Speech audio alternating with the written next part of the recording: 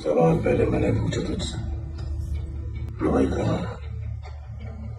दोस्तों, शाहरुख खान की पठान फिल्म तो आप लोगों ने देखी ही होगी और इस फिल्म में दिखाए जाने वाले एक्शन सीन से आप काफ़ी ज़्यादा एक्साइटेड भी होंगे, क्योंकि इसी तरह की चीज़ें देखकर हम थिएटर में ताली बजाते हैं, सीटी मारते हैं और बहुत एंजॉय करते हैं। पर क्या कभी आपने सोचा है कि इन फिल्मों में दिखाए जाने वाले खतरनाक एक्शन सीन्स आखिर फिल्माए कैसे जाते हैं? क्या असली में शाहरुख खान और सलमान खान जैसे सुपरस्टार अपनी गाड़ियों को उड़ाते हैं? क्या वो सच में हेलीकॉप्टर पर स्टंट दिखाते हैं और गुंडों को मारते हैं, या फिर उनके पीछे की कहानी कुछ और ही है? आज हम इन सभी बातों पर से पर्दाफाश करेंगे, इसलिए वीडियो को एक पल के लिए भी स्किप मत कीजिएगा। और वीडियो शुरू करने से पहले अगर अभी तक आपने हमारे चैनल अनोखी दुनिया को सब्सक्राइब नहीं किया है तो जल्दी से कर लीजिए। सिनेमा घरों में धूम मचाने वाली पठान फिल्म कितनी शानदार है ये तो आप भी जानते हैं, जिसमें आपको एक से बढ़कर एक एक्शन सीन देखने को मिलेंगे और गाड़ियां तो ऐसे उड़ती हैं कि पूछिए मत। इस फिल्म का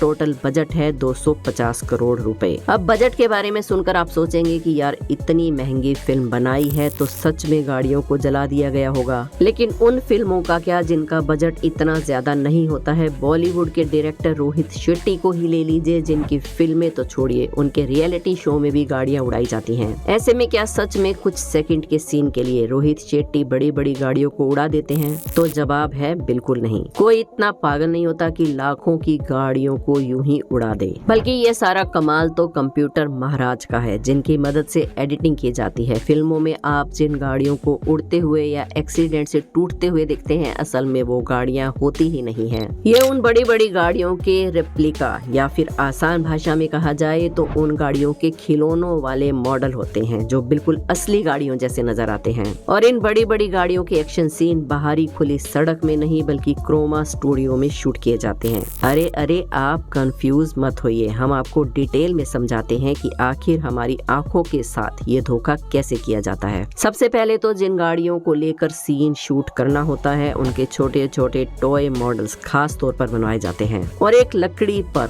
रेत डालकर नकली सड़क तैयार की जाती है, जो बिल्कुल असली सड़क जैसी नजर आती है। जिसके बाद सीन के हिसाब से ही गाड़ियों को सेट करके उनकी पोजीशन फिक्स की जाती है। और जिन गाड़ियों को उछालते हुए दिखाना होता है या फिर एक्सीडेंट्स वगैरह के सीन दिखाने होते हैं, तो इस तरह की चीजों को फिल्माने के लिए कार को धागे से बांधकर हाथों से उछाला जाता है और इस एक सीन को कैमरे में कई सारे एंगल्स से रिकॉर्ड किया जाता है। एक बार जब ये सारा सीन रिकॉर्ड हो जाता है तब अब बारी आती है एडिटिंग की, क्योंकि सारा खेल तो कंप्यूटर महाराज का ही होता है। एडिटिंग के सहारे ही सब कुछ किया जाता है। साफ शब्दों में कहा जाए तो एडिटिंग ही वो जादू है जिसे देखकर हम दर्शक सिनेमा घरों में सीटी बजाना शुरू कर देते हैं। सबसे पहले तो एडिटिंग के जरिए कार से बंधे धागे को पूरी तरह से हटा दिया जाता है और सीन को ज्यादा रियलिस्टिक बनाने के लिए धूल मिट्टी भी उड़ाई जाती है, जिसे देखने में ऐसा लगता है कि मानो सच में बड़ी सी गाड़ियां उड़ रही हों। दोस्तों, ये तो हुई कार उछालने की बात, लेकिन फिल्म में इससे भी ज्यादा बड़े बड़े कारनामे होते हैं, जैसे कि एक साथ कई सारी गाड़ियों को चलते हुए दिखाया जाता है। इस तरह के सीन भी इन छोटी छोटी गाड़ियों की मदद से ही शूट किए जाते हैं, जिसके लिए कई सारी गाड़ियों को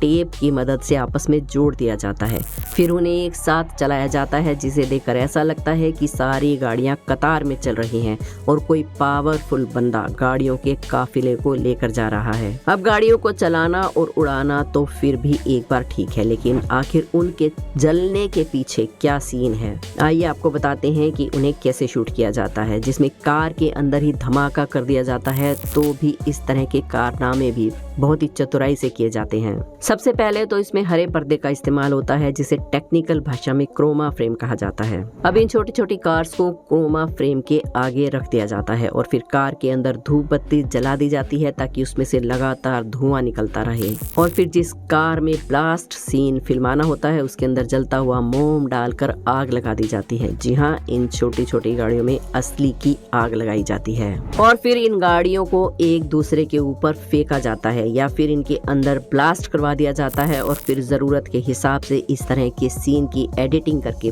परफेक्ट फिल्म तैयार हो जाती है। तो देखा आपने कि किस तरह से फिल्म मेकर्स हमारा उल्लू बनाते हैं। पर अभी तो केवल शुरुआत है, क्योंकि फिल्मों में दिखाए जाने वाले जितने भी बेहतरीन और हैरत अंगेज सीन होते हैं उनमें सारा खेल ग्राफिक्स का या फिर विजुअल इफेक्ट्स का होता है। लेकिन इसको भी ज्यादा रियलिस्टिक बनाने के लिए सीन की डिटेलिंग या फिर विजुअलाइजेशन बहुत ही ज्यादा ध्यान से की जाती है, ताकि जब दर्शक फिल्म देखें तो उन्हें ऐसा महसूस हो जैसे कि ये स्टंट असली किए गए हैं। और जब हम थिएटर में बैठकर फिल्म देखते हैं तो हमें लगता है कि गाड़ियों को उड़ाने वाले या फिर ब्लास्ट करने वाले सीन बिल्कुल असली हैं। दोस्तों, आप लोगों ने फिल्म में हीरो को हेलीकॉप्टर से लटकते हुए या फिर उस पर खड़े होकर स्टंट करते हुए तो कई बार देखा होगा। ये सारे कारनामे हमारे बॉलीवुड के खिलाड़ी यानी कि अक्षय कुमार सबसे ज्यादा करते हुए नजर आते हैं। और हमारी देसी सुपर हीरो मूवी क्रिश में तो ऋतिक रोशन एरोप्लेन से लटकते हुए नजर आते हैं, जो कि सच में बेहतरीन सीन है। लेकिन क्या आप जानते हैं कि आखिर इस सीन को किस तरह से फिल्माया गया था? अगर हम क्रिश मूवी की बात करें तो इस फिल्म में ऋतिक रोशन को प्लेन से लटका हुआ दिखाया गया है, पर आप ये जानकर हैरान हो जाएंगे कि यहाँ पर असल में कोई प्लेन था ही नहीं, बल्कि इस पूरे सीन को क्रोमा और VFX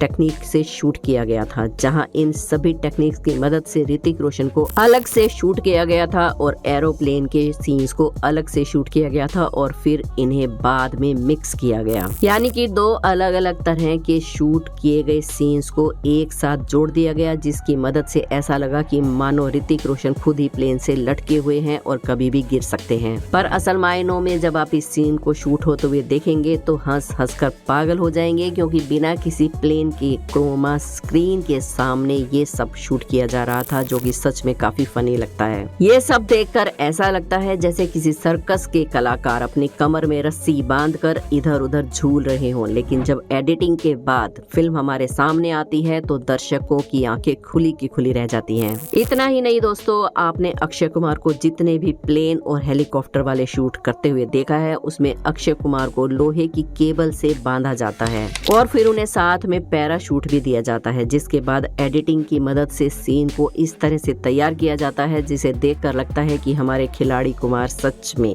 हेलीकॉप्टर को पकड़कर लटक रहे हैं। इस तरह के सीन शूट करते वक्त हेलीकॉप्टर को बहुत ही कम ऊंचाई पर उड़ाया जाता है और उसकी स्पीड भी बहुत ही कम होती है। इसके अलावा एक्टर की सुरक्षा के सारे इंतजाम भी वहां पर मौजूद होते हैं और जब मार धाड़ वाले एक्शन सीन किए जाते हैं उसके लिए हीरो को केबल से बांध दिया जाता है, जिसकी मदद से वो हवा में उड़ता हुआ नजर आता है। ऐसे सीन क्रोमा स्टूडियो में गद्दे लगाकर शूट किए जाते हैं और फिर बाद में एडिटिंग की मदद से गद्दे की जगह सड़क या मैदान का इमेज लगा दिया जाता है, जिसे देखकर हमें ऐसा लगता है कि मानो हमारा हीरो सड़क या मैदान पर एक्शन कर रहा है। एक्शन और मार धाड़ का नजारा तो आप लोगों ने देख लिया। आइए आप बात करते हैं फिल्मों में आने वाले सबसे रोमांचक सीन की, यानी कि डबल रोल की। क्योंकि आज की टेक्नोलॉजी में डबल रोल करना बहुत बड़ी बात नहीं है। इसके लिए बस एक्टर के सामने स्टैंड रख दिया जाता है और एक्टर उस स्टैंड को अपना हम शक्ल मानकर अपने डायलॉग्स बोलता है और फिर अपनी कॉस्ट्यूम बदलकर उसी स्टैंड की जगह पर खड़ा हो जाता है और अपने हम शक्ल का डायलॉग बोलता है।